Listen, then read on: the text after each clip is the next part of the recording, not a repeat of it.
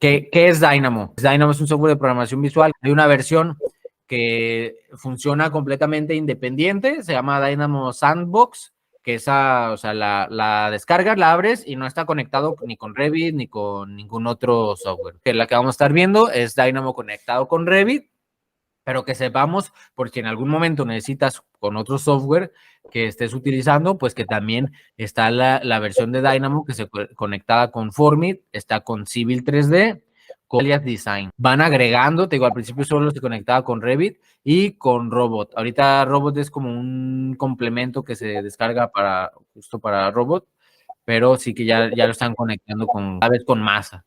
Ya hay seis conexiones de Dynamo, de una que era al principio. De hecho, al principio ni siquiera estaba instalado con Revit por default, ¿no? Sino que teníamos que descargarnos Dynamo como un plugin, instalarlo y ya aparecía ahí en la sección de add-ins de Revit. Ahora ya te instala Revit y ya está en la sección de Manage.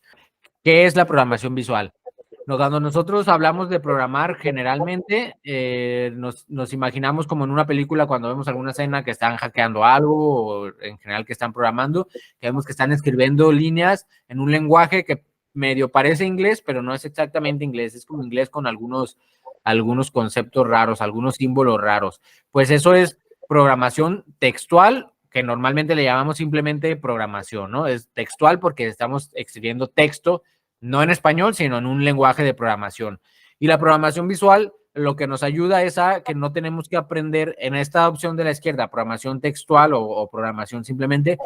Antes de poder nosotros escribir ese código, tenemos que aprender el lenguaje de programación, ¿no? Es como, si quiero escribir una carta en español, tengo que primero saber español. Entonces acá, si quiero escribir código en Python, primero tengo que aprender el lenguaje de Python, cuáles son las palabras reservadas, cómo se declara una variable, cómo se declara una función. Si quiero escribir código en C# o cualquier otro lenguaje, lo mismo. Primero tengo que aprender todos esos conceptos fundamentales, la sintaxis del lenguaje, para entonces poder empezar a escribir líneas de código. En cambio, con programación visual nos ahorramos ese paso. Es muy útil para nosotros que no venimos de una carrera en informática, sino que somos arquitectos o ingenieros, pues no tenemos que aprender un lenguaje de programación, sino que directamente vamos bajando estas cajas que adentro cada una tiene código escrito en cierto lenguaje. Más adelante vamos a hablar de cuál es el lenguaje de programación que tenemos en las cajas de Dynamo. Estas cajas en Dynamo se llaman nodos.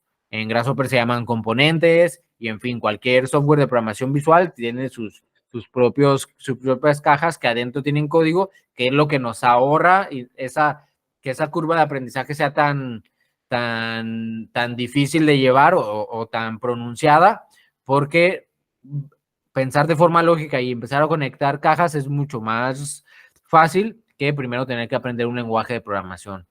Entonces, estas son las integraciones que hay de Dynamo. Nosotros nos vamos a enfocar en el curso de la integración con Revit, ¿va?